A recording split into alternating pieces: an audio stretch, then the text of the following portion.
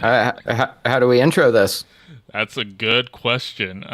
Since I am the one responsible for it, I'll go and start.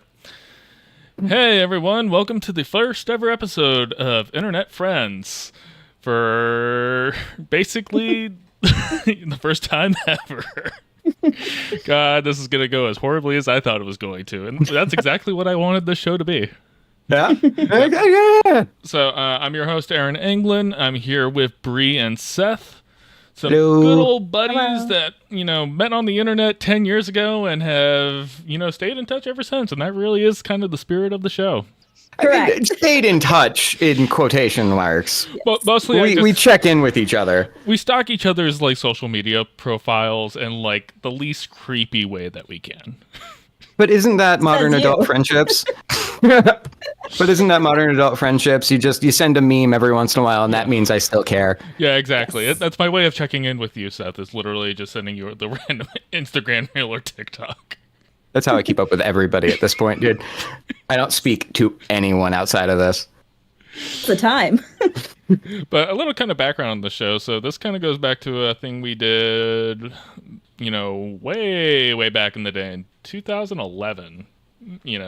Is how far back this goes, where we were all kind of part of a little internet community surrounded by another internet community, where we were doing movie reviews for the Like Totally Awesome page, which was run by Philip DeFranco and a couple of other people. And, out of that, we started organized Google Hangouts calls with some of the people who were a part of that.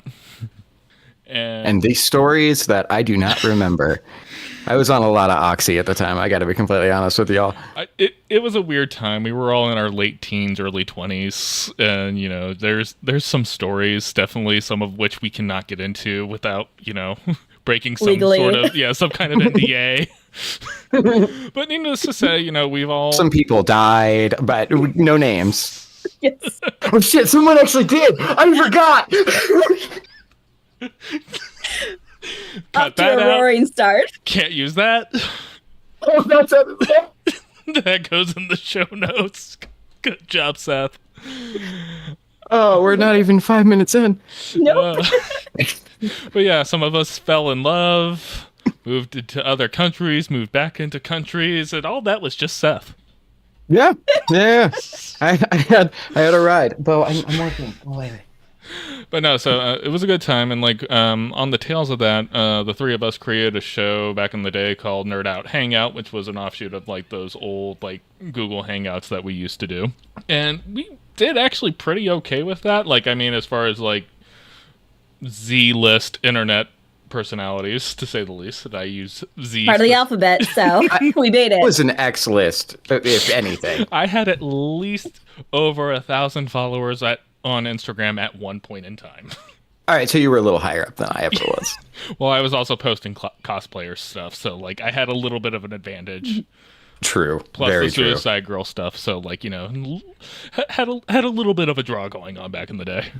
That will definitely help. Yeah. But no, so we did that. We actually somehow suckered some cons into giving us press badges every now and again, and actually, produced content for those conventions. It's not like we didn't do anything off of it. No, we didn't just be assholes running around. I mean, we were. Yeah, but that was just Still are. Yeah. So exactly. But and then I moved from the Southwest out to Northern Virginia. Brie, she's got caught up in her own things. Seth tried to keep it running, but eventually. Just tried to keep it running that's a lot. But I think that's kind of a good place for us to start, kind of talking about the origins kind of things, because I was thinking back on it and just if we had just taken a little bit more time to commit to that, there's a lot of growth potential that thing could have had. No, absolutely. I was thinking about it too, and I remember you guys actually hitting me up about it and being like, hey, we actually need to be on podcast platforms if we want to make a go of this. And I was like, we're getting close to the end. I'm seeing the door. Just leave it be. And then I just show up and say, hey, let's do this again. Yeah. a cool 10 years later. That is wild that it's been 10 years. Yeah. Yikes. I am old. I'm 1,000 years old now. It feels like it. It feels like I it's slipped so on bad. some ice the other day and I fucked up my wrist. And it's just, I hate it. I hate being in my 30s now. I was about to say, I feel like we all got hit by that winter blast. Are you guys still dealing with snow, or is it like thawed out for you guys yet? It's thawed out for me here. It's 60 today. Oh, okay. Oh, that's yeah, it's thawed out here too. It's rainy and wet, but it's like 40 degrees, I think. So it's pretty balmy actually. I'll take it. Yeah, it was really weird because we just had like, we were part of that whole thing. We got like our big snowstorm of the year and, had to like get told to work from home like a couple of times out of the week. And then all of a sudden, like it hits 80. I know, climate change. Yeah. Right? Not a thing. We had some fake news.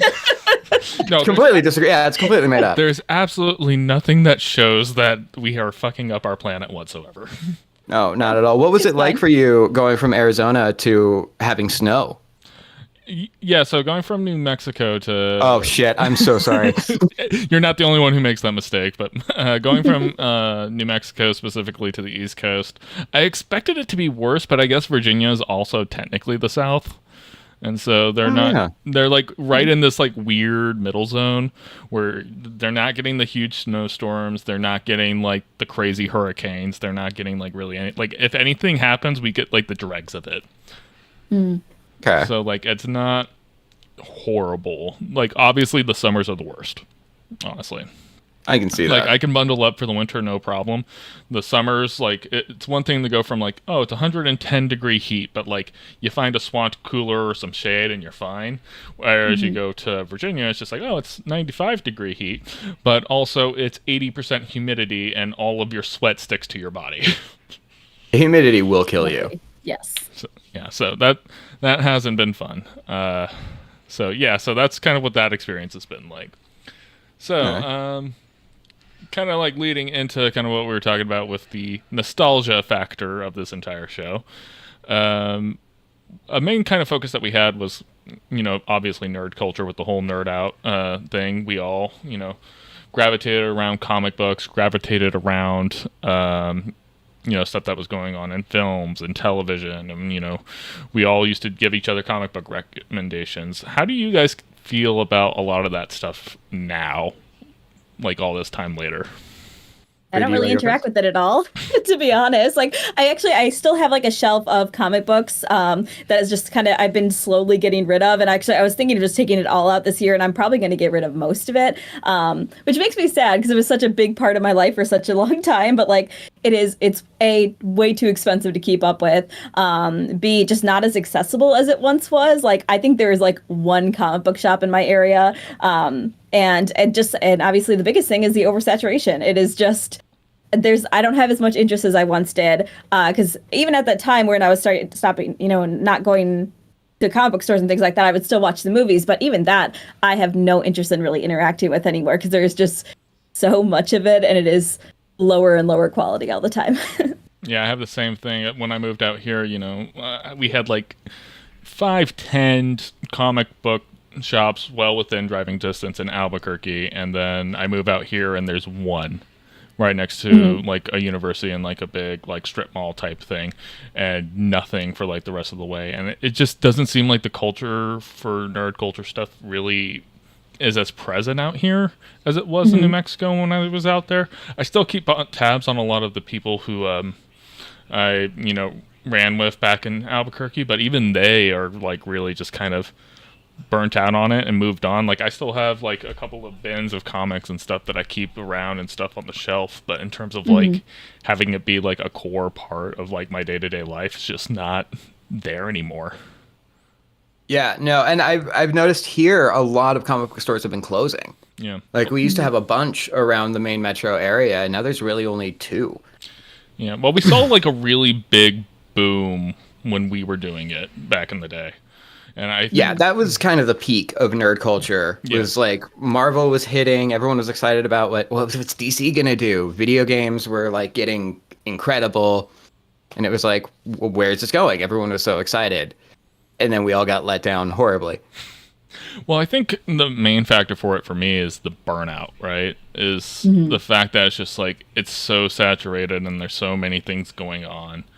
And not to mention that is that you had all the other kind of like films and animated stuff coming out based on comics, and it's stuff that you didn't heard of, and you had all these people buying up these IPs that were just incredibly hard to keep up with. Yeah. They were, and also the like all of the streaming services that have come out. Like, if you want to watch this adaptation, you got to have Prime. You want to watch this adaptation, you got to have Paramount. You want to watch this adaptation, and it's just like, I can't do it all. Yeah, that got really bad. Like, especially, it was getting bad for a while, but the pandemic really expedited that kind of thing. So when that was going on, I was working at Discovery, and we all know what's been going on with Discovery in the last few years. They bought Warner Completely Brothers. Normal man David Zaslav took over. I do not know what documents I signed and what I'm allowed to say disparagingly or not, but that's going to be on me. I didn't sign anything. I'll say whatever I want. Agree. No, I agree. You guys say whatever you want. I'm the one who had to sign those documents. But no. But I wasn't involved in a lot of the decision making or any decision making whatsoever. Wasn't involved on the content side. I was literally just technology operations. You say that, but it was your choice to put Batgirl in the bin. Like, you were very proud of that at the time. Specifically. If it makes you guys feel better, I did that out of love for Batgirl. Not. Like, I stand by that. I will defend that until my grave. No, but so I was working on kind of one of their platforms they were coming out with, which was streaming based and around Food Network specifically. And so, they were trying to do live cooking classes and stuff like that. And even when that was going on, I was like, you guys are implementing this completely in the wrong way. Like, it's just like, oh yeah, people are going to pay money to like watch these live cooking classes. It's just like, okay, but why would they specifically pay for that if they're basically have no idea what it's going to be and ahead of time, or the host or anything else like that? Why would you pay for that when you can get Binging with Babish for free? Exactly. And why don't you just create a Twitch channel or a YouTube channel and live stream on there, and had that be the place that the live cooking classes live? Mm-hmm. And then what you do is you take those down and then you put them on your platform as like, hey, if you want to watch these or if you miss these, you can pay for the VOD of the thing. And there were so many decisions like this that they did. It's just like fundamentally not understanding how this entire industry works. Fast forward to a pandemic and work from home mandate and lockdowns and everything else, and they see like, okay, well, what's the big thing happening right now? Everybody's at home right now watching streaming services. Mm-hmm. We're going to put every movie, day and date, theatrical release on streaming as well. That's going to make us money. Yeah. So, so what do we got to do? We got to make our own streaming service, and we get Discovery Plus. And, Discovery Plus doesn't really go anywhere. Nope. Decent enough. I had it. I watched the fuck out of 90 Day Fiancé on it, and I keep interrupting you. I'm sorry. No. This is perfect. That's important, though. This is. Believe it or not, I found out how much revenue that show brought in Discovery, and they were living off of that thing. I can believe it. Have you seen how many spinoffs there are? Oh yeah. Oh, trust me. I'm aware of the spinoffs. You greenlit 4 of them. Thanks, by the way. Again, none of these things were a part of my job description. But regardless, and so they're kind of puttering along. They were doing okay. They were bringing in revenue. They didn't have to do much because they already had a library of content that they could put on the platform and have people watch. Everybody's going to watch HGTV all day and all night, thinking of houses they'll never be able to afford. But then eventually, AT&T decides to spin off Warner Brothers because they're tired of being a media company and they just want to go back to selling shitty internet and shitty cell phones. And Discovery goes into a shit ton of a debt to buy it. And a bunch of decisions are made, and that's basically where we've ended up now. Well, and you could tell at the time that the move was very much about Discovery content more than it was the HBO content or the Max content. Yeah, because that was not on the radar at the time. No, I'm talking after the merger. Well, yeah. Even then, just as a consumer, it felt very much more like they were putting energy into the things that weren't HBO. Yeah, and the reason for that was the fact that Discovery was the buying power of that, and so a lot of the executives and people who left after the merger were all the legacy Warner Brothers people, which actually made me feel like I was going to be a little bit more safe because it meant that, the Discovery people in charge were going to be in a little bit more control, but it didn't work out that way. It rarely does, I'm finding out. Yeah, but it was just like really interesting. Like that merger became a catalyst for what has become like the state of streaming and how streaming services operate with, getting rid of content and all the other things. And they're all discovering now, it's just like, weird. We made more money when we were just able to license our content to like 3 different streaming services, and we didn't have to pay a bunch of money for the upkeep of a digital platform that we have to have developers and support and all these other things for. Yeah, it was much better when we were getting money licensing the stuff out. Yeah. And also, like, as a result, they brought back piracy. Yay! I mean, did it ever really go away? I mean, it didn't go away, but, like, it was less of a talked about problem. That's true. That is one of those things where it's just like, it had gotten to a point where it's just like, if you're taking the effort to pirate something, it's either because A, you can't find it in the first place, or B, you really were just a stick it to the man person who was never going to pay for those services to begin with. Fair. So, yeah, at that point, yeah. Like, at that point, so it was just kind of like, it was just one of those things where it's just like, it's not even worth pursuing any kind of action to it, but because of how they've now killed content, screwed up things, priced people out of the market, it's now become a thing where it's just like, yeah, now regular people are just like, where can I download such and such website? Which also brings up the risk that comes with that, as all of us know from back in the day, of like, downloading off a sketchy website causes sketchy things to happen to your computer. Yep, for sure. I mean, I never broke a computer using LimeWire, but many of my friends did. Oh, I broke at least 3. I didn't have a stable enough internet connection as a teenager to be able to do that. The problem is that I did, and my dad was also pretty decent with computers, so anything I broke, like, he would be able to fix. But then also, he was cool enough not to tell my stepmom why it broke in the first place. That's nice. That's very nice. So, that's always important. Yes. Yeah, So, a parent that's willing to lie to the other parent is always very nice to have. Well, that's parenting right there. Well, especially the step-parent, Yes. Who cares about the step-parent? I sure as hell don't. Fuck them. Yeah, Disney hated step-parents. Yeah, well, I mean, That's true. That's what the entire trope they built was. Did you know he was a 4-pack-a-day smoker? Disney? And that's why, like, he always has the 2 fingers together, is because they airbrushed out all of his cigarettes. I'm not saying anything our viewers won't already know, but yeah, he was like a massive smoker. I mean, that's the right era for it. True. Like, like you say that, I was just like, well, he really cut back. Yeah.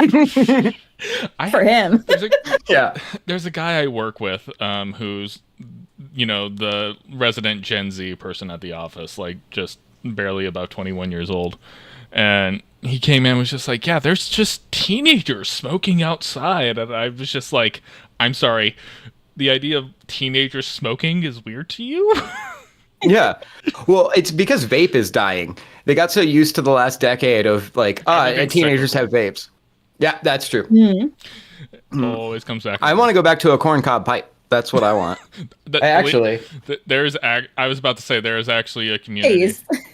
Hey, look, this is my great grandpa's. I have a humidor awesome. full of cigars, so oh, nice. But cigars are a lot for me. I've been a smoker for a decade. I'm trying to quit, but cigars are a lot. Yeah, they are expensive. That's my caveat to everything. I'm just like, I just can't afford it. I don't know how people afford to smoke. If it's important to you, you find the money. I was about to say, that's the spirit. You have to remember, you're not spending money on more expensive things when you're just trying to afford your cigarettes. It's all about balance. Yes. And my purchase will make me die sooner. So exactly. Yeah. Great message. The joke I used to make at work all the time was just like, look, I drink whiskey, I smoke cigars, and I ride a motorcycle. Do you really think I plan on living that long? That's fair. I was snorting Vicodin in my sophomore year. I think my body's fucked enough. You two are wild. I'm like, I take edibles sometimes to go to sleep. Oh, shit. Legal edibles. I was about to say, are we all now in states where it's legal? Because it used to just be Seth. I think so. It's legal there. Yeah, it's legal in Virginia. I point as if any of you can tell who there. I'm pointing at. You're bottom, I'm top right on me, and then Bree's to my left. I don't know if it's the same for all of you. It's the same on mine. Okay, cool. That means they actually kept it consistent. That makes it easy. Surprising. These websites usually don't. Yeah, Right. I tried looking up if there was anything better than Discord for this, and basically the entire thing I got is like, yeah, if you're willing to pay money. Ugh.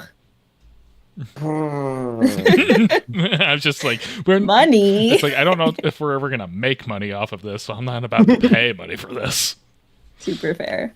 I invested in a microphone and a pair of headphones for this. I am tapped out. I was about to say, isn't that the same microphone that you had back in the day? This is the fourth one of these I've bought. Jesus Christ. It works. It works. It got a little hot there at sound testing, but... Yeah, I'm sorry. I actually went back and turned it down even a little bit more. Yeah, no, I appreciate that. But yeah, so Seth, Brie talked about how she kind of fell out of love with some things. What's kind of some of the things that you've fallen out with? Comics is the same. I think at this point, the only comics I still own are like my favorites and the ones that like you guys gifted me over the years. You know, I saw the stuff you guys got me too. Yeah.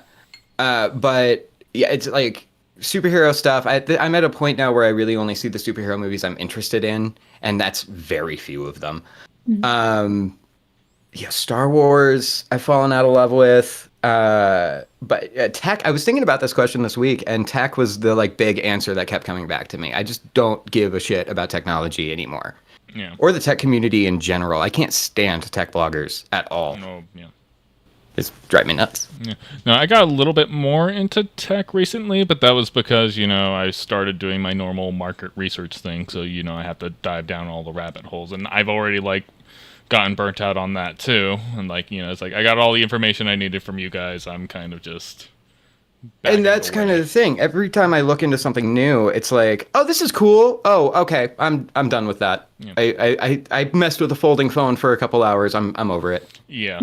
But no, like especially I think that's driven a lot by what went wrong in nerd culture in general is that fandom kind of killed the whole thing. Communities suck. They really do.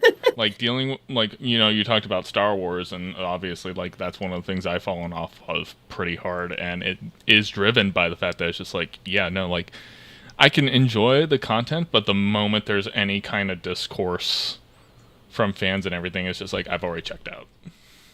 My ultimate issue with Star Wars is that it's a property that has now outgrown me. And my love of it, meaning that, like, I tried watching Ahsoka, and I get a couple episodes in, and it's just like, I didn't watch Rebels. How am I supposed to keep up with it? I don't want to go back and watch that. It runs. So I guess I'm done? It goes into the comic book problem of just, like, where do you start and what do you jump into, and then it just gets super complicated. It's homework. Yeah, you have to do homework too. You have to pre-watch things to be able to watch the things that you actually want to. It's like, I don't want to fucking do all this. And It's Disney exhausting. tried to fix that when they first bought it because they basically said all the extended universe is no longer canon. It's considered legends. Like, maybe we'll fold it back into canon later, but, like, from now on, like, if you were into this, cool, but it's not a prerequisite anymore. And I was never into the expanded universe, extended universe, whatever. Yeah. So hearing Thrawn's name means absolutely nothing to me. Yeah, exactly. But now it's become a thing where it's just like you have people who desperately loved that stuff and are pissed off about the fact that it's no longer canon, and then you start building up your own new canon, and now it's gotten too complicated. Yeah. And, like, you hear from a lot of communities, it's like, well, you got to make things for the diehards. You got to make things for the people who've, like, stuck with it. That's not where the $1 billion is. Nope. That's not, you can't make something for a specific group of people and expect it to, like, be successful. And see, that was actually the thing that I kind of, you know, I talked about this when we did our pre-show a few weeks ago, but I talked about, like, how I think I might be, like, one of the few people who actually will say, like, I like The Last Jedi. And I like The Last Jedi specifically for all the reasons a bunch of people hate it. And fair? Yes. Well, specifically, it was one of those things, like, it subverted expectations and basically said, we don't care who you built this character up to be in your head. This is who the character is. It definitely subverted the expectation of it being an entertaining movie. I'll tell you that much. Well, I mean, it was Rian Johnson, and I had already kind of been, like, met on that director to begin with. So I will say the Knives Out movies are my favorite franchise being released Knives right Out now. was good. That was a movie I will give Need to credit watch for. those. We watched Glass Onion a few months ago, actually, with some friends. But I didn't like Brick when it came out. I've never seen that. It was on Movie Club. Oh shit, was it? Yeah, it was Brick's a We great watched movie. It's so good. many movies, dude. I'm supposed Yeah. to remember all of them. Joseph Gordon-Levitt Yes. is like a high school kid, but he's also like the local detective. It was one of those movies. It was a hard sell for me.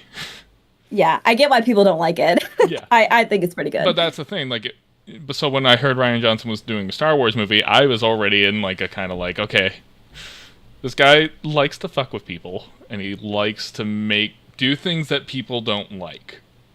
So I might actually really like this. My thing with that movie, in hindsight now, post Rise of Skywalker, there are scenes where he is so desperately trying to get Disney to just let him do his own thing, Yeah. and they're going, no, give us the Hoth sequence.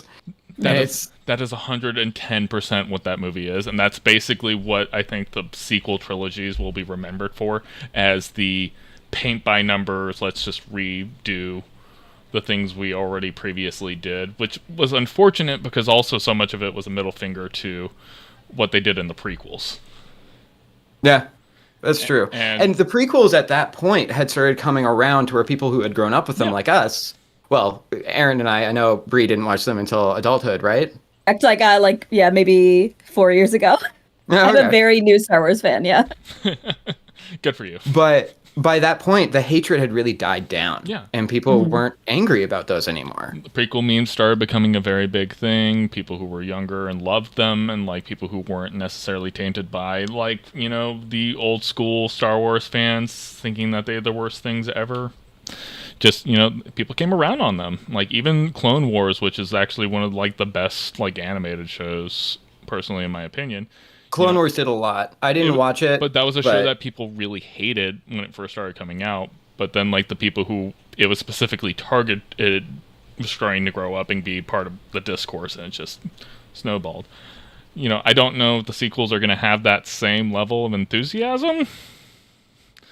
But I don't know. 'Cause I have little cousins who were right at the target demographic age when those were coming out. Yeah.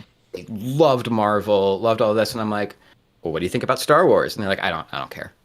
I didn't. So even that target audience didn't care. Yeah, and I think that's also kind of one of the things I always judge any kind of media on a curve was this made for me? If this thing was clearly not made for me, I'm not going to give a sizable opinion on it.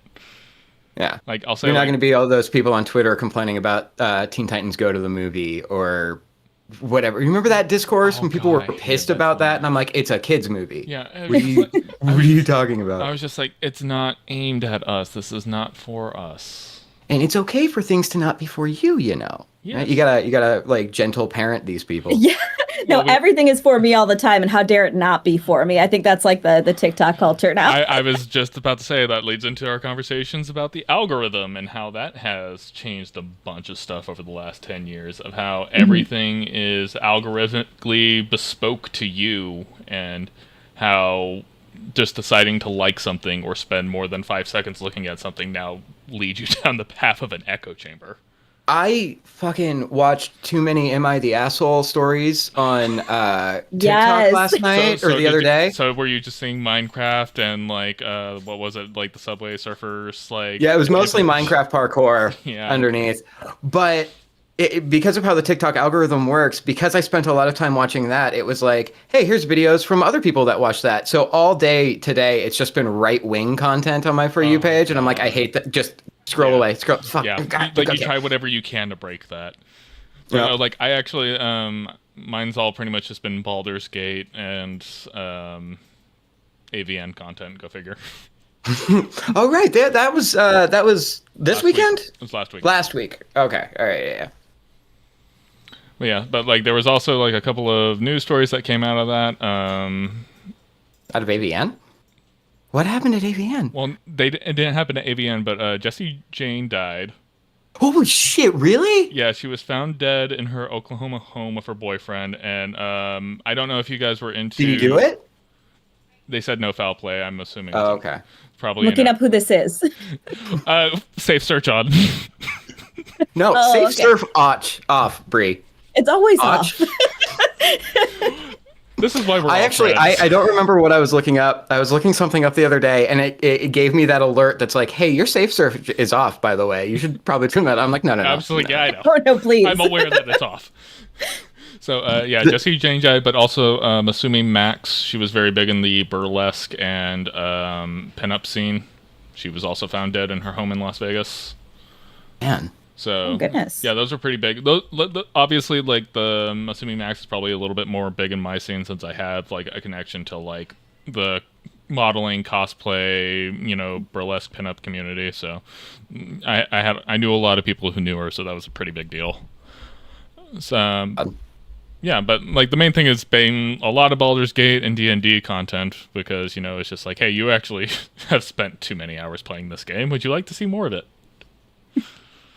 And that's the real freaky thing about algorithms is that, like, and I know phones are listening. I don't know why I say it's real freaky, but like I was talking to somebody about Spider-Man 2 and then my entire For You page the next day was Spider-Man 2. It was like all Spider-Man content. Brie, what's your For You pages looking like these days? Just thirst traps, to be honest. No, I'm just kidding. So it's still 2021 for you then. Oh, I missed that. I missed that algorithm. 2020, 2021 algorithm was so good.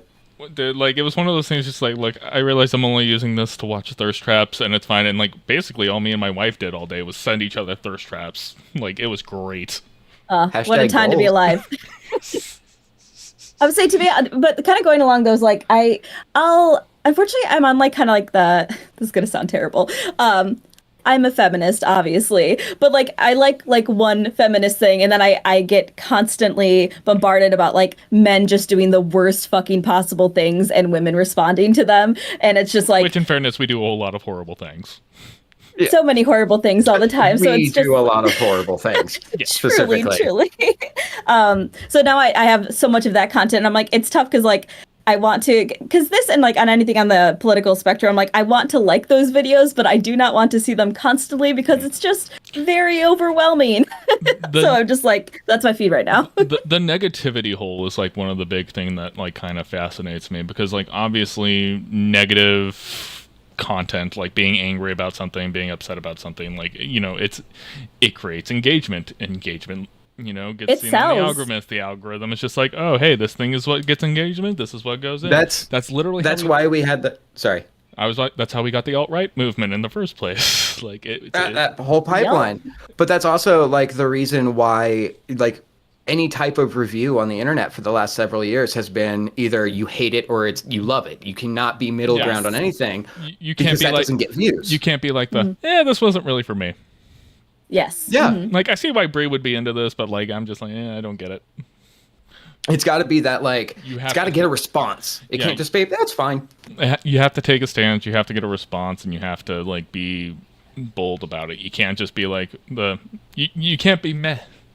No. It skews towards negativity for sure, because it's like we were talking about streaming services earlier. Like I honestly don't have any streaming service at all because I'm still very much a YouTube person. I like short format content. Like it's just like it's way easier for me, especially like exhausted after a day of work. I just want to watch like a Markiplier Let's Play or something that is comfortable, that is short, that I know it is there for me. It's fine. But if even though I fucking have my history off right now for this exact reason, all of the videos on the side are just like, can you believe that this video, like it is the most negative, sensationalized shit about things I don't even care about, but it's just like, in fact, just recently it was all about the new fucking Disney movie Wish, like how much people hated it. And I was like, I don't interact with this shit at all, but every fucking video is like, this is the worst movie ever created. I'm just like, and that's clearly, it's what people are clicking on.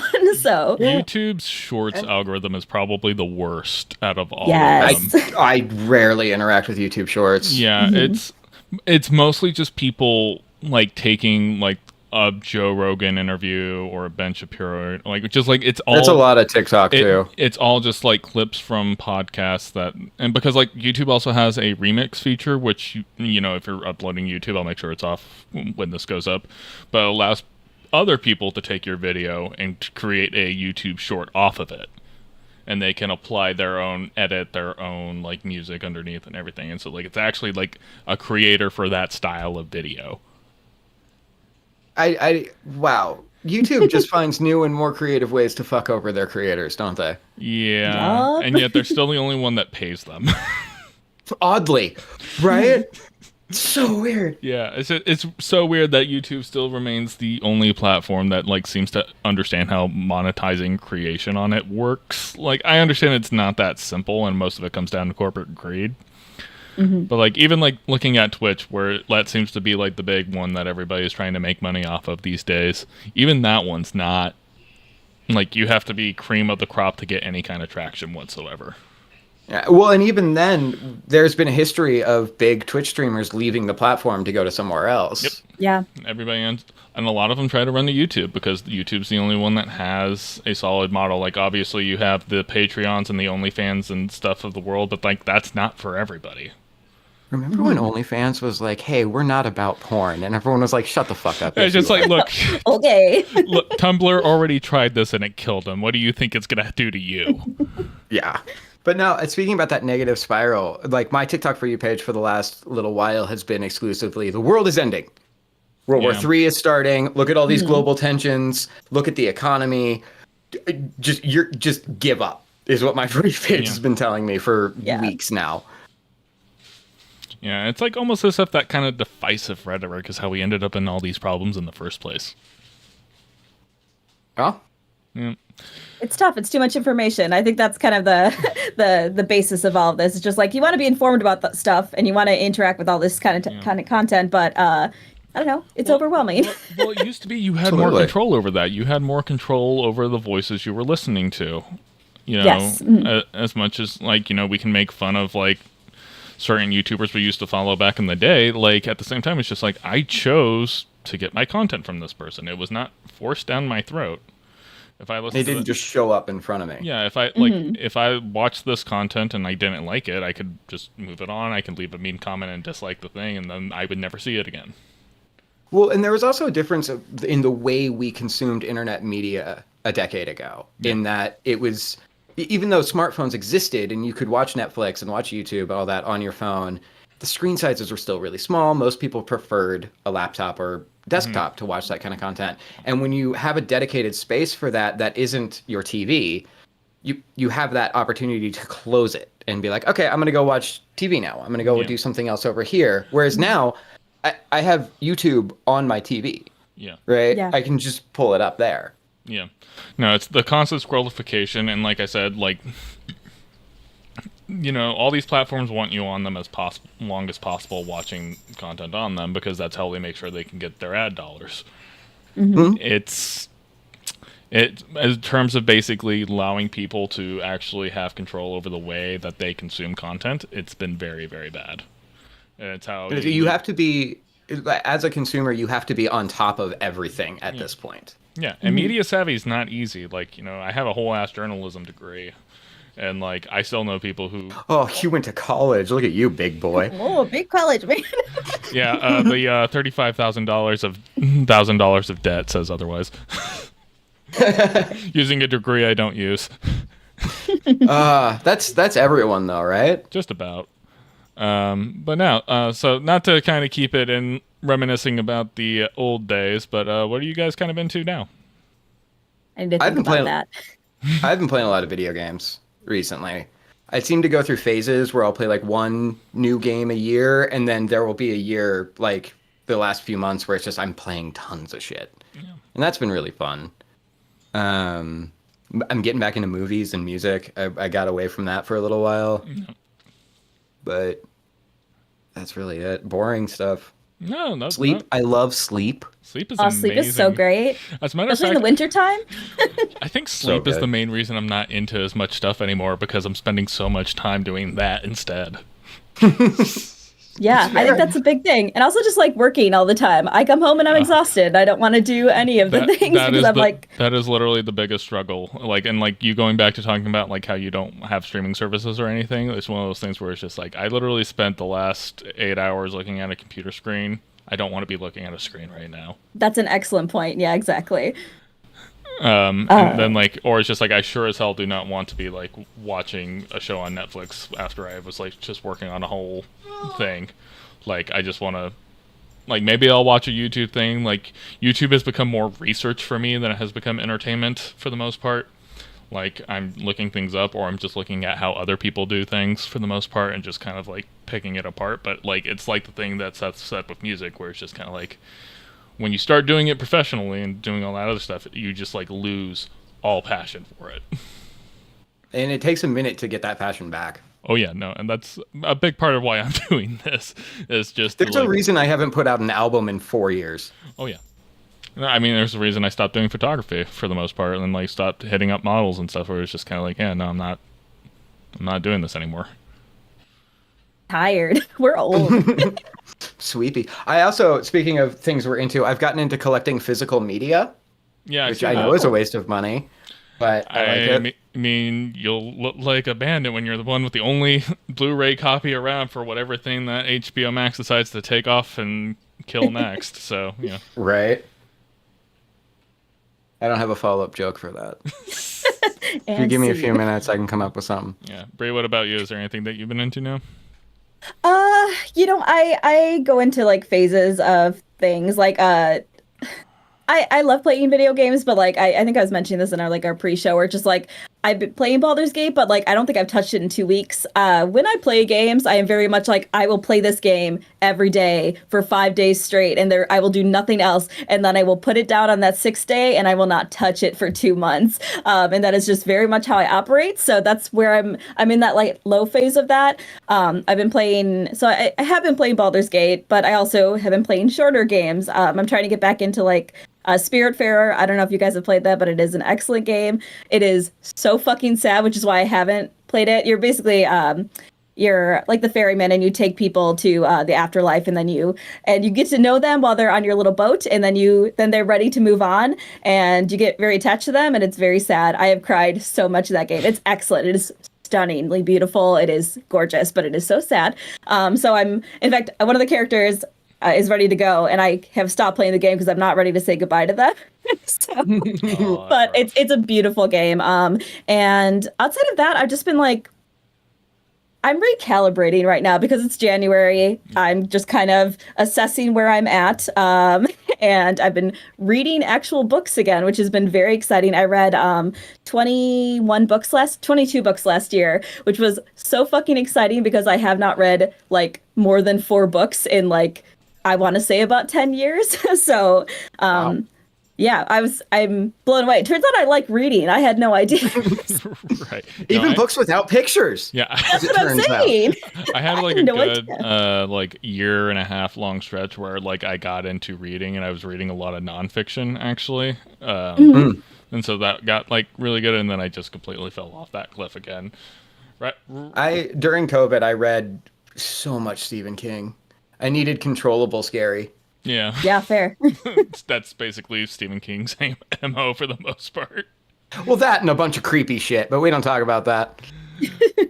Yeah, no, so like it's one of those things where like I'm kind of just letting myself jump in and out of things and not like kind of committing my entire personality to anything. And that's not healthy. Yet. Yeah, I mean that was like the main reason I took a year off drinking, like middle of COVID, where it was just kind of like my entire life is turning into this one thing, and it's not good. Wait, have we all taken time off drinking over the last few years? I'm pretty sure we have. I think we all developed substance abuse problems during COVID and quarantine. I think that was just like everyone did that. Developed during COVID is a very loose term for me. I have had it for a while. It was one of those things where it was there, but like COVID basically was just like, let's turn this up to 11. I see that. Yeah, so no, I took a year off, came back, haven't been nearly as bad as I was, much better at moderating for the most part. Still partake, but like again, like my main thing is just like I don't want this thing to be my personality. That's important. And that's a hard thing to do. That was a weird thing when I got to my late 20s and people were still making alcohol their personality, and like how drunk they got on the weekend their personality, and I'm like, why don't you grow up a bit? It sounds like you have a problem. Yeah, it's just like I don't mind like going to the brewery or like every now and again or like whatever. It's just like that's fine, but it was one of those things where it's just like I do not want my entire life consumed about this one thing. Yeah, you can have a drink or 2 drinks. It does not need to be just like pounded drinks back. You can have a drink or 2 drinks. I can't, but other people can. Exactly. Yeah, I drink to have a good time. when Fair I'm alone. I drink so I can sleep at night. Alcohol keeps me up. I can't drink to fall asleep. What does caffeine do to you? Nothing. So you might have ADHD. Oh, I do. I haven't been diagnosed, but it's there. TikTok has confirmed. I was about to say Same. that's another TikTok thing of just like everyone has ADHD now. ADHD or autism. Or both. By case. Or both. I will say, I think it's increasingly more likely that that's just true. So, I think ADHD was basically like developed as a way for us to explain a problem, and then you realize that everybody actually has this problem. Yeah, I until think you the meet neuro. people that don't. Yeah, and then you're just like, wait, so let me get this straight. I'm the weird one? Yeah. What do you mean you don't like remember weirdly specific dates? And like I can tell you the day that I met Aaron. I know the date that I met him. Why do I know that?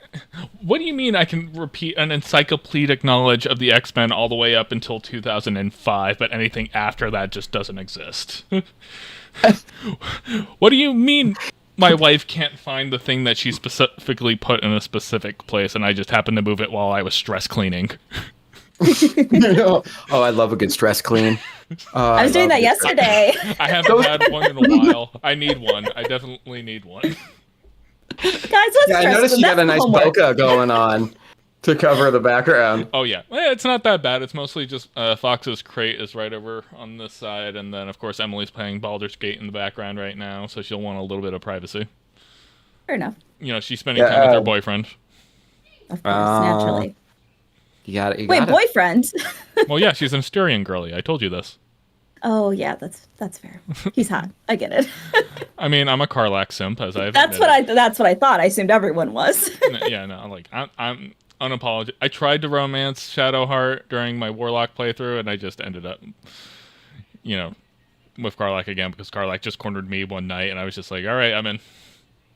Like, oh well. I don't play Baldur's Gate, or at least I haven't yet. But I have been replaying Doom Eternal, and if I could seduce the Whiplash, I would. That is a sexy ass demon. That's basically what Karlach is for the most part. A weird snake creature that like crawls around on the floor. Well, like half demon. Let me see if I would smash this. You won't. Oh no! Safe search off. Okay. No. New safe word is safe search off. Y'all are sick. I was screaming that at my my dominatrix. But no, you should definitely get on. Safe search off. Safe search off. You should definitely get on Baldur's Gate. It's on PS5, so you'd be able to play it. Yeah, because I'm a filthy console gamer. How dare you in this day and age? How dare you? I will say. How dare you save money? Yeah, I don't have to upgrade my PC every 3 months. How dare you just want a stable, consistent experience instead of dealing with the joys of like game crashes and just things not working and having to spend hundreds to thousands of dollars just to replace one piece of equipment. I know. I don't even know what I was thinking.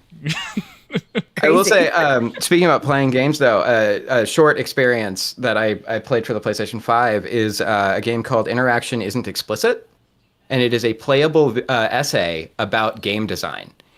It was phenomenal. And I know it's on PlayStation 5. I don't know if it's on PC, but if it is, I highly recommend you play it. It's really good. That sounds like something that would be available on PC somewhere. It was really, really good. I just played it yesterday.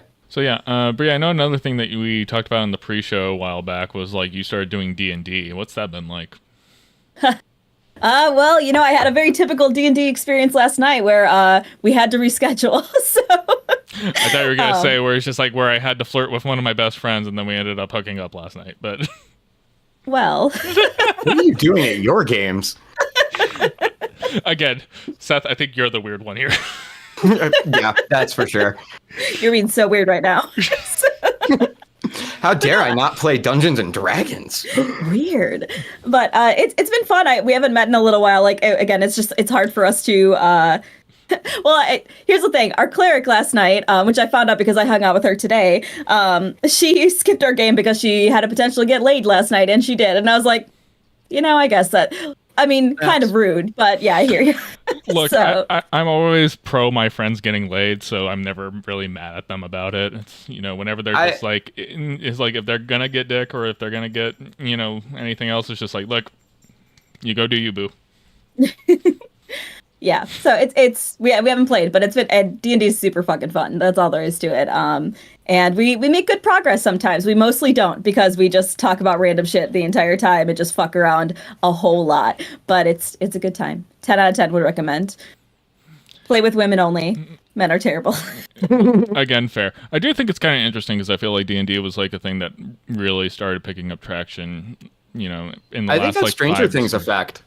I think it's Stranger Things, but I also think it's the fact that you have things like Critical Role and Dimension 20 and stuff that presents D&D in a more quote-unquote realistic way of like how a game is actually done. Because like for the longest time, from anybody outside looking at D&D, it was always this like basement dwelling, incel type kind of activity, and then Satan worshiping. Yeah, like I grew up in a church. It was Satan worshipers. Yeah, but like, and we do that. Listen, but of course, I'm for that. By the way, yeah, no, we all hail Satan. We can say that. Yeah, exactly. We all cut pentagrams into our palms, and then we rub them together. I'll send my vial of blood to you guys so you can mix it in with your guys' thing. You'll have to reopen the wound, but like we'll make this work. But no, like I think there's been a certain amount of visibility and accessibility to the hobby that takes away a lot of the stigma that it kind of used to have, and like kind of realizing, like, especially I talked about this with you, Brie, where it's just like I like what Baldur's Gate is doing because it explains the mechanics of D&D in such a way to where it's just like by the time you're finished with like at least the first or second act, it's just like, oh, I more or less understand how this is supposed to work. Like, yeah, it can be overwhelming. It's an overwhelming game, but I mean, accessibility is a huge thing, and I think it kind of circles back to nerd culture in general, that it has been a thing that has been gatekept for for such a long time. Yeah, D&D was like probably the poster child for gatekeeping for a very good stretch there for a while. Yes. In my experience, reverse gatekeeping, where it's not the community that's keeping people out, it's the outside keeping people from going in. Yeah. I think I think initially, when, again, going back to like the Stranger Things kind of thing, once that started getting more people interested in coming in, you have that initial sort of like pushback that always comes in nerd culture things, that is just like, oh, they only got into it because they watched a show on Netflix and that kind of stuff. But like now it's more or less like, through the streaming stuff, through like people actually being able to see like how an actual campaign looks and how people interact and how they enjoy having fun with it, and realize like, oh, it's not just people playing out a Lord of the Rings fantasy. It's like mostly just a bunch of people fucking around and just being weird. It's more or less, you don't have to LARP about it, you could just show up with your friends, eat snacks, and just improv. Yeah. And so but yeah, no, the fact that like the mechanics are becoming easier to understand for some people, and the fact that like that people have a better understanding of how these things works, that's led to like a big resurgence, and especially like with all of the TikTok D&D memes just going around. Did you guys see the movie? Yes. Yeah. Me and him I loved it. I thought it was really entertaining. It wasn't amazing, what it but it's needed fun. to be, as far as like things. Like, it's just like if they had went full on like, again, like Dungeon Crypt, just like taking it too seriously, full on LARPing, it wouldn't have been good. But they had fun with it. They kept it a little light. It didn't need to be something crazy. So yeah, no, I had no problem with it. It's not a movie like I'm gonna watch again, but right. Probably will. I'll probably watch it again, at least once. After like a few episodes. But I have lower standards than both of you. we know. Yeah, you've seen Who I Date. We had to get one in, so. Just one. By the way, I'm not going to be that guy this time. The last time I played that character up, I love my exes. They are, for the most part, great people. Except for one. Oh. Everyone else is great. I know the one you're cool with. I don't know the one that you don't like, so I'll keep that in ether. My exes are terrible, so I mean, good on you for being a good person. I'm a cis white male. I cannot have bad feelings towards my ex-girlfriends. That's not a good look for me. Fair. That's fair. I am indifferent. Just completely indifferent. Once I found out the baby wasn't... You've been with the same person for the last 12 years? Yeah, that makes it easier. But I'm just Fair. saying, like, when I found out, like, the last one and the baby in the photo wasn't mine, it was just like, Oh, dude, I had a thing like that recently where I was holding up some of my own pictures against another kid, and I'm like, jury's still out, but she says it's not mine. all right, fair enough. That's all you need. It's all fun and games until there's a court order and a DNA test. Yes. Yep. What money is she gonna get from me? Exactly. Like, what's the point? She's gonna take that mic. You're gonna have to Yes, the $50 mic that he's been using since 2013. Yep. oh my gosh. All right. Well, so yeah, but yeah, it sounds like we're all kind of like more or less balanced out and like kind of keeping things on rotation and not getting too super sucked into anything in specifically. I wouldn't say that. I still hyperfixate on a lot of things. It's just not nerd culture anymore. Yes. Yeah. Mm-hmm. I think that's basically where most nerd culture came from. It was very highly capitalizing on our ADHD, and then eventually the serotonin ran out, and now they need to come up with a new marketing plan. Yeah. And there's also an excitement of like people are talking about the thing I love. Yeah. Mm-hmm. You know, for those of us who weren't gatekeeping at the time, it was like this, oh, cool, it's acceptable now. We were also very bad at not making our extensive knowledge and wanting to talk about it not sound like gatekeeping. True. Like, that is true. Like when, you know, you do your deep dives and you like gather up all this information, and the moment somebody's like, oh, I was really into this thing, and then you just like info dump onto somebody. Like, it can be construed as, like, like, this person's just, like, quizzing me on stuff and, like, questioning my nerd cred on it. It's like, no, I just want to have a conversation with you. Yeah, I'm just excited. And I'm not mansplaining. I'm just excited. Yeah. But, you know, that line is not super thin, but it's definitely, you know, something that could easily get misconstrued. Anyways. Oh, absolutely. So, talking about some topics active in the world, have you guys been following what's been going on with Pal World? My partner's playing it. Okay, cool. So Bray's going to know the most about it. Has he enslaved any merchants? What I know is that he barely talks to me. So. Well, a new hyperfixation video game will do that, Bray. It's not personal. Oh, 100%. Like, well, he'll be like, I'm playing Pal World. I'm like, okay, I'm going to leave my phone downstairs because you are not going to be talking to me for the next 6 to 12 hours. Oh, so. Trust me, Emily on Baldur's Gate was very, very bad for like the first 3 months. Yes, exactly. I'm like, people seem to really enjoy it. I mean, I think I was just reading that. I think there was like 2 million or whatever, like, congruent players playing that game. Like it's insane how much engagement this game is getting. So I have not played it personally. I don't have a strong interest in playing it, but people are digging it and having a good time. So no, the main thing I've seen about it is that it started with like the whole meme of like hey, look at us do this Pokemon ripoff, and then it just there's like, oh, there's actually a solid game here. And then like also, since it's basically a Minecraft survival type game mixed with Pokemon mechanics, it hits that like, again, that ADHD like hyperfixate crowd that like World of Warcraft, Minecraft, all those kind of types of games like really like sucks that kind of personality in. Just seems kind of it's like a game you can almost play indefinitely, it seems. Yeah. Yes. So like the interesting thing is kind of going around right now is like, now that like the popularity has blown up, is like, are we cool with them just making a blatant Pokemon ripoff? To which I say yes. I mean, I don't like a lot of the choices Nintendo makes and how protective they are of their properties. So it is fun seeing somebody get one over on them for now. Yeah. Yeah. Well, normally they're so on top of this kind of stuff to where like the fact that the game even came out in the first place is kind of a big deal. And I think a lot of it has to do, I've seen talking about like how this is also technically a Japanese property.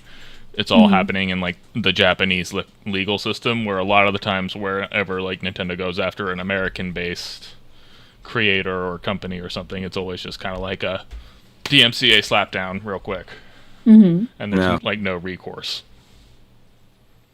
Yeah, and copyright laws are way more lax in the East than they are here. Well, yeah, I mean, look at most manga for the most part. That's, you know, a lot of stuff looks very the same. That was one thing that I never really got super into. Well, it's something that like guitar companies have been dealing with since the 70s. Is like these Japanese companies just completely ripping off the body shapes and headstocks and everything. Yeah. Well, that's also kind of like a big problem with manufacturing in China, where it's just like you're going to get a Chinese knockoff real quick because all they need is like the basic schematics and they can just make it. And it's just like, what are you going to do? And you've activated my hyperfixation. So, no. And go. Nailed it. Yeah. Yeah, it seems fun. I haven't played it. And I will say, I know a lot, they were saying that some of the designs were like direct copies of Pokemon, and I've seen the side-by-sides. I don't think a lot of them are that close. I think you just mash enough stuff together and it's a creature. Like, you know what I mean? Like, I don't really buy that part of it. I think for me, more than anything else, is that like if you put the creature side by side to a Pokemon and you had to ask me to pick out which one's the Pokemon and which one's the PAL world creature, nope, wouldn't be able to figure it out. At this point, there are a lot of Pokemon that if you put them next to a Digimon, I can't tell the difference. And see, that was my other point. It was just like, look, technically Pokemon was a ripoff of Dragon Quest monsters. I've seen that a lot. I've seen a lot of people saying that. And then, like, you had Digimon happening at the same time, which, well, you know, you can argue about who was Tamagotchi, but yeah. Yeah. But, like, the thing is, it's just kind of like one of those things where it's just like, you know, they took the general idea, had some fun with it. You know, they kind of gave you the piss a little bit, like playing up the, like, oh, hey, we have a bunch of underage kids capturing woodland creatures and having them fight each other, and like played it up to, like, now we're enslaving them and making them child soldiers. It's the ultimate conclusion to the meme of, is Pokemon just dogfighting?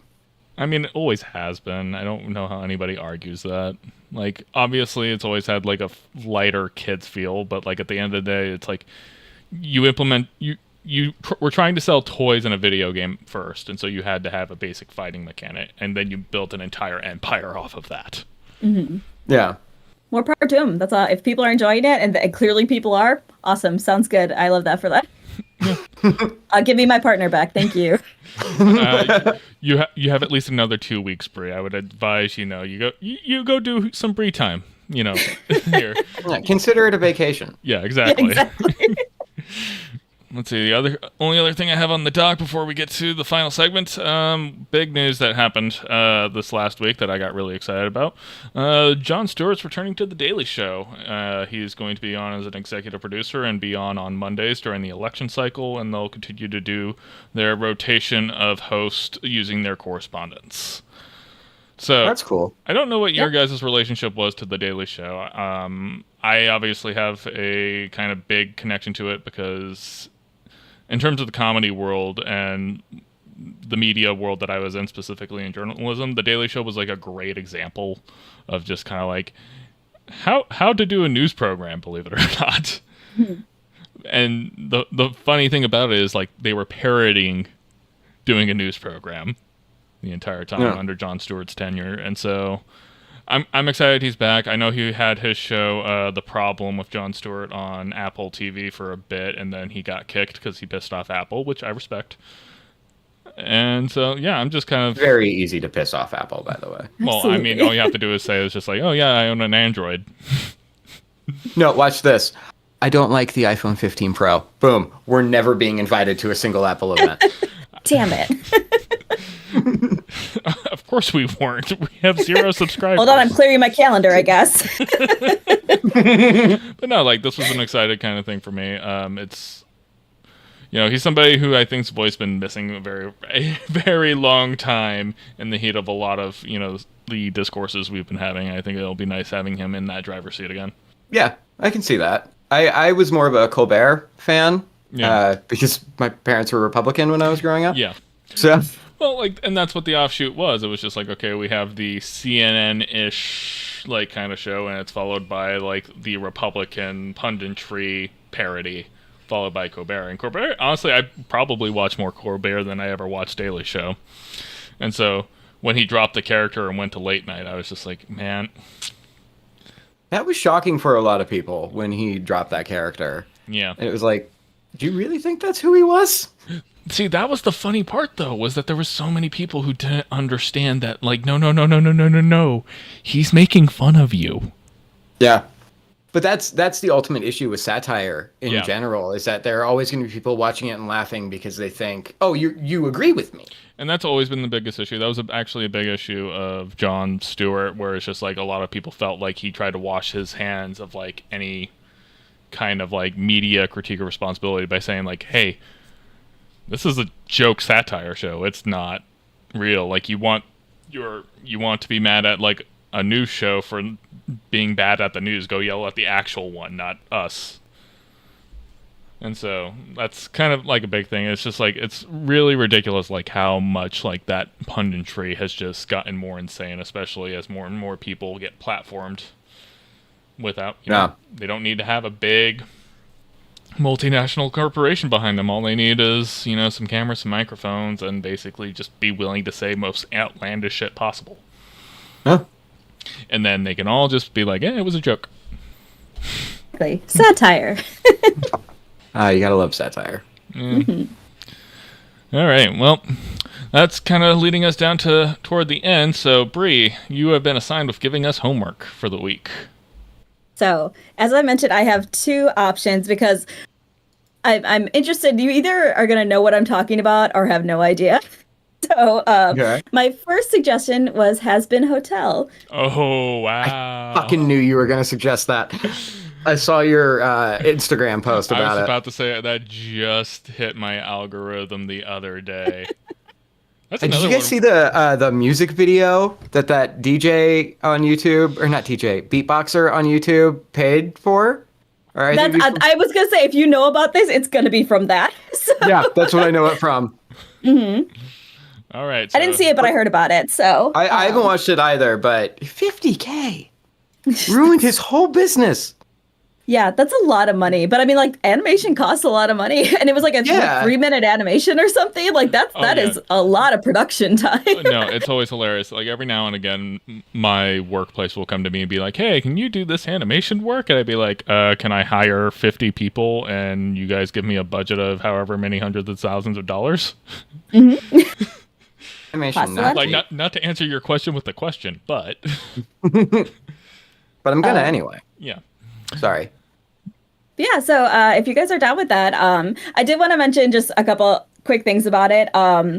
One, I would recommend watching the pilot first, because the show goes immediately from the pilot as if you had watched it. And small background on that, the pilot came out in 2019. It was just like somebody who animates got a bunch of their animator friends, their voice actor friends, to like throw this pilot together. A24 picked it up. Now it's on Amazon Prime. So it's been many years in the making. The fan base was really excited about it. And if you're familiar with Hell of a Boss, it's a kind of adjacent to that, made by the same people.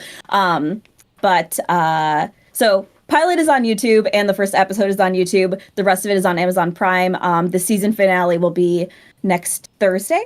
And they are like 22-minute episodes. Yeah, I'm looking at the Amazon page right now, and yeah, it looks like there's currently 6 episodes on there. And you said the pilot's on YouTube, or is like the pilot? Yes, the pilot is on YouTube. So, okay.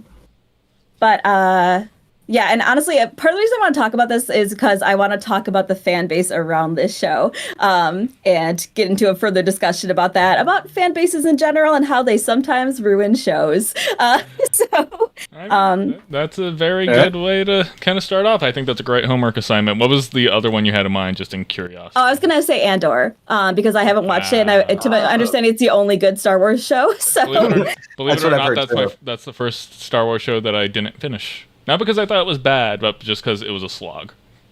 Oh, interesting. Yeah, it's the only one I've heard good things about. So I'm like, if we were really not into Has-Been, we could do that. But I'm all for us like having to have Has-Been by the time we get back together. Given that like there's only like a handful of episodes, like I could knock this out while I'm at work, easy. Yeah, I'm cool with that. Have something to talk about, and then based on watching it on Amazon, I'm pretty sure it'll be all over my algorithm, so I'll have a sense of what's up with the fan base. And do you know generally like what it's about, either of you? No. Okay. I do want to stress just 2 things about it. One, it takes place in hell. So it involves a lot of bad people in it, which is like upset some people to begin with. So it's kind of... expect to see Hitler and like all of our greatest hits. No. No, it centers around certain characters, and it is also a musical. So, Okay. yes, I will say it's partially musical. There's usually two songs per episode, but I will say they have a like all Broadway cast, so they're like professionally produced and really well done songs. So if you are, hesitant about that, it's the best it can be, and because it is like owned by A24 now. The animation is, the pilot is a little rough because it's different voice actors, and also it was a bunch of random people animating it. So just be aware of that. When it was bought out, obviously it's professional animators now. They've been working on it for several years, and it's all a Broadway cast now. So I'm sure I will appreciate the jank. The animation's beautiful. So yeah, I'm excited. Cool. Ooh. Yeah, awesome. Well, that is all we have for our first ever episode. Thanks everybody for watching. We're going to have all of our social medias and stuff linked down below. You can catch me on TC8K Media Productions on most things. Seth, where can people find you? I am that Seth23 on TikTok, and that's it, actually. Yeah, no, respect that. Brie, you have anything you want to plug? I don't, to be honest with you. Maybe I'll be on Twitch again in the near or distant future. I'm Raccoonaloon, and that's really the only thing that I have. So I don't really have a public Instagram or anything else. You'll have to get on Twitch so you can spend time with your partner again. Yes, maybe, hopefully. Fingers crossed. All right, well, I appreciate you guys spending the time, and we'll go ahead and call it a night. Thanks, everyone. Cool. Bye.